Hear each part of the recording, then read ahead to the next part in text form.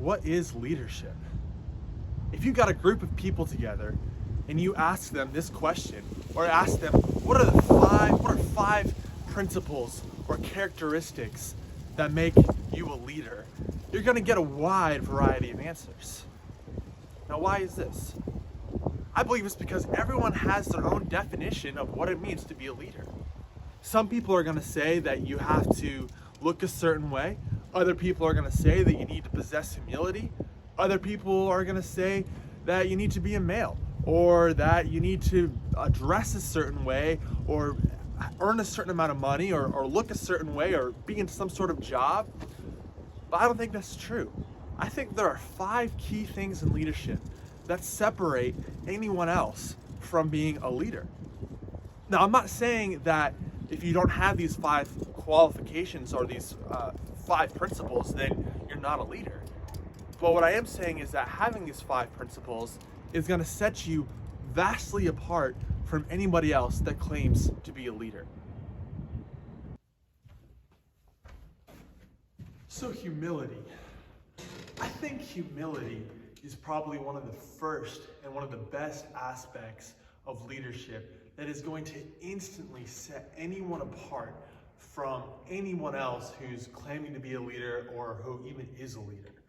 Humility is one of those things that is such an important attribute to have because it's a servanthood. In the moment that there are a lot of leaders within the world and that are out there that are only in it for the glory, who want the limelight, who only want the recognition and the power of being in leadership. But humility is such an important characteristic when it comes to good leadership and something that sets you apart, because if you have humility, you're there to serve. You're not there because you want to be in the limelight, because you want the glory and you want all the attention. You're there to help others. Humility is going to really show that a leader is invested and they're committed for the long run. They're not gonna just simply stop and give up when they don't achieve the recognition or the power and the excitement. Once that all dies away, a leader that is only in it for the glory and for the pride is going to quickly drop off, and the people that he's leading are going to be without a leader. But a leader that is humble is going to be committed to the very end. A second qualification or principle that's really, really helpful for leaders, and I think it's a necessity to be considered a good leader, is self-control. So self-control is so important because it means that a leader's not gonna be persuaded or distracted by any sort of like outside sin or temptation or his emotions, right? A good leader is gonna remain composed and have self-control in no matter the situation that they are placed in. A lot of times in leadership, you have hard decisions to make. You have people to lead and to guide through really tough times. And if you allow your emotions to take over, or if you're too distracted by a temptation of yours or a sin that you're struggling with, and you don't exercise self-control, you're not going to lead those people very well.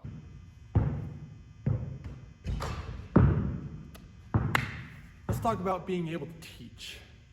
So a good leader is someone who is able to teach. They have to have the gift and the ability to show and communicate to other people what it means to be a good leader, but also what the leader simply wants them to do, what the leader is there to do. He's there to accomplish a goal, and he has to be able to clearly communicate that to those to whom he is leading. If you ever sat underneath someone who wasn't able to teach, who wasn't a good communicator, you know that it can be really, really hard as someone who is following that leader to follow them, because you could be confused and completely not understand what it is that leader wants you to do. Along the same lines, a leader has to be able to be taught. They have to have a teachable spirit. Again, if you've ever sat underneath someone who wasn't able to be teachable, who wasn't willing to be taught, you probably almost immediately lost respect for them once you realize this. I can clearly remember one time I was sitting underneath someone's leadership, and someone else in the group presented an idea or questioned something that the leader had said, and they immediately shot it down, even though they were wrong.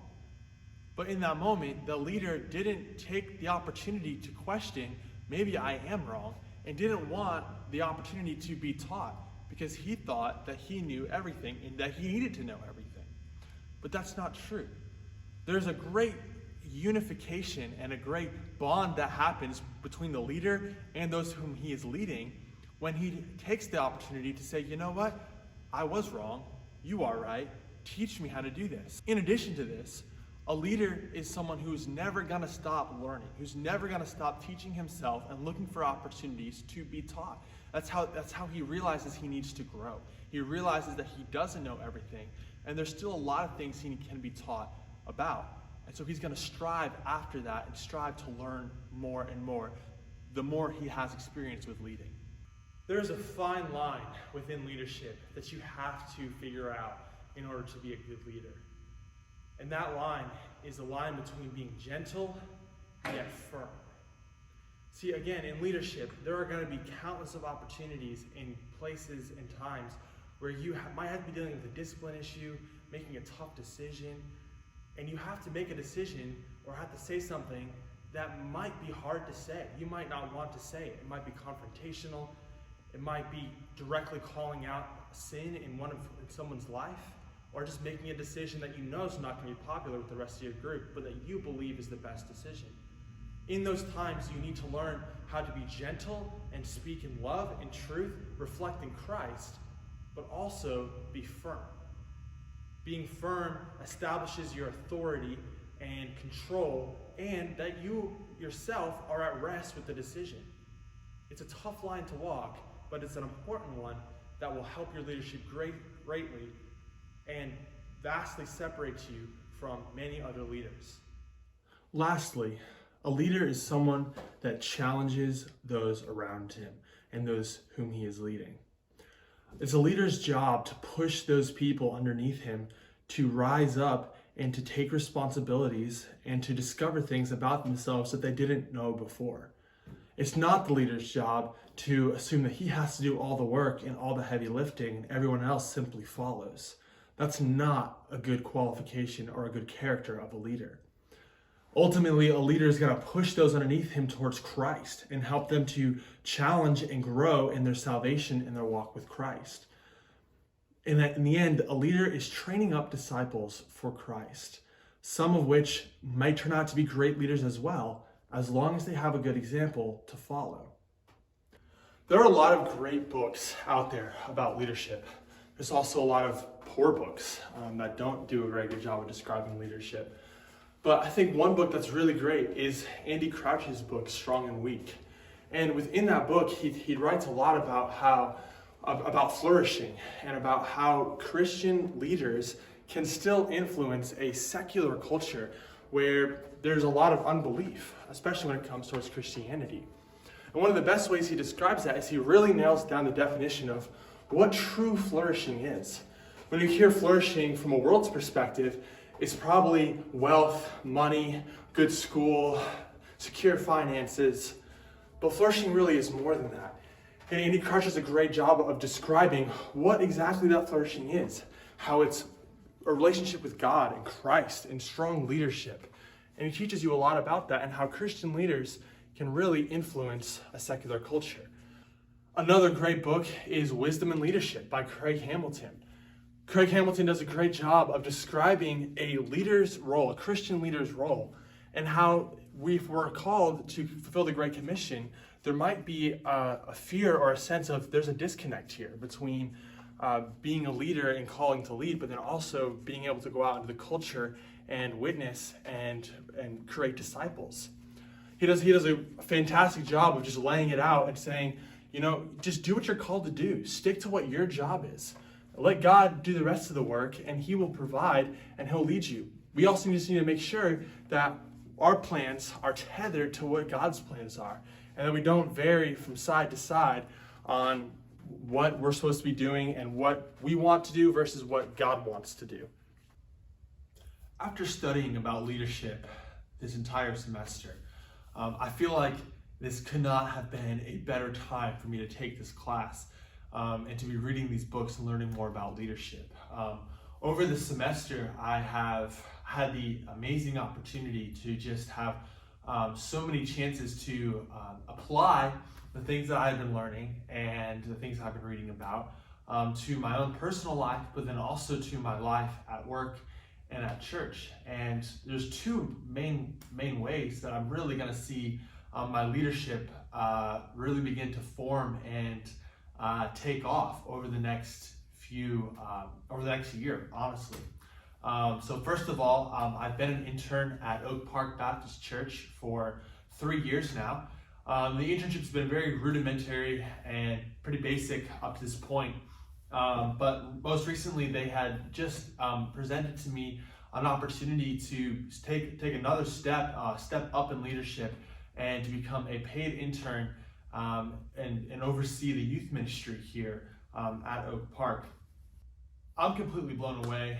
I can't wait to take that next step and to be able to directly apply all the things I've just spent the entire semester studying and reading and be able to put them into practice as I take over leading other leaders who are going to lead this youth group, but then also the youth that come through there and the parents that send their kids to youth group and the parents within the community.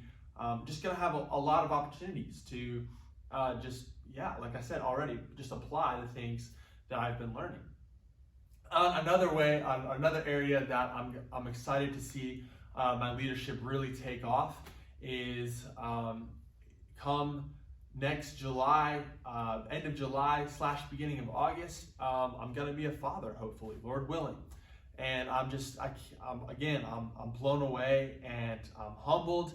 And I cannot wait to experience life as a father. I just got married recently, about 3 months ago. So like the whole concept of starting a family is new to me. But then bringing a child into the world and raising that child and leading that child, hopefully as best as I can and to the Lord, is gonna be another way that I'm personally gonna be applying the things that I've learned to my own life. And just looking at the ways that I'm going to be leading a family, leading a wife, and leading a child. So all these characteristics that I've mentioned and these 5 principles I've gathered out of 1 Timothy 3, especially looking at verses 1 through 7. This passage is often given the heading qualifications of a leader. And I think that's done rightfully so, because it does list very, very good qualifications of being a leader. But I think in the bigger picture, these qualifications are simply describing what it is to be a good Christian and what it is to be a good follower of Christ. So in the end, a leader is someone who is striving to model their lives after Christ and to follow his example of leadership that he has set for us throughout the Bible.